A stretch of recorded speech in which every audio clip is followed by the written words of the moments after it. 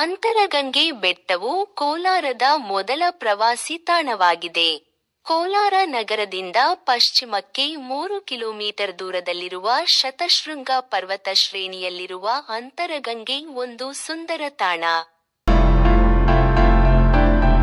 ಶಿಖರದ ಬೆಟ್ಟಗಳು ಮತ್ತು ಬಂಡೆಗಳು ಹಲವು ಆಕಾರಗಳನ್ನು ಹೊಂದಿದ್ದು, ಶಿಖರದಲ್ಲಿರುವ ಹಾವಿನ ಆಕಾರದ ಬಂಡೆಯಿಂದ 7 ಹಳ್ಳಿಗಳ ಪಕ್ಷಿನೋಟವನ್ನು ಕಾಣಬಹುದು.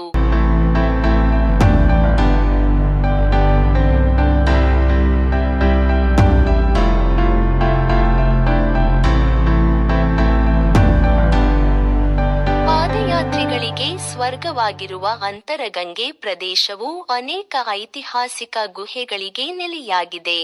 ಬೆಟ್ಟದ ತಪ್ಪಲಿನಲ್ಲಿರುವ ಜಲಕಂಠೇಶ್ವರನಿಗೆ ಭೇಟಿ ನೀಡಿ ಮೆಟ್ಟಿಲುಗಳನ್ನು ಹತ್ತಿ ಕಾಶಿ ವಿಶ್ವೇಶ್ವರನನ್ನು ನೋಡಬಹುದು.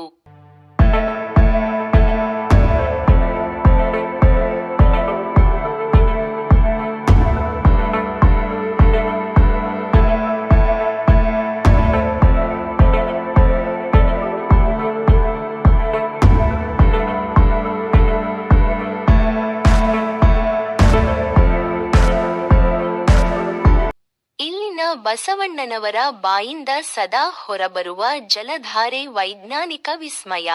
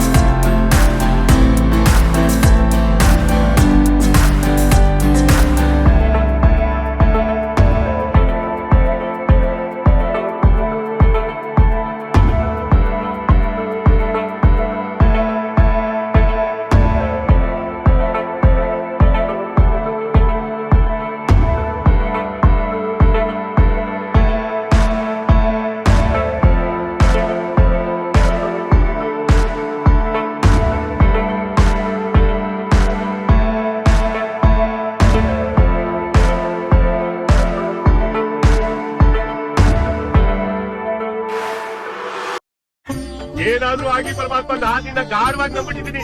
ಇನ್ನೊಂದು ತಿಂಗಳೊಳಗಾಗಿ ನನ್ನ ಕೆಲಸ ನೀನ್ ನೆರವೇರಿಸಿ ಕೊಟ್ಬಿಟ್ರೆ ನನ್ನ ತಲೆ ಕೂತು ನಾನು ನಿನಗೆ ಕೊಟ್ಬಿಡ್ತೀನಿ ಕೆಲಸ.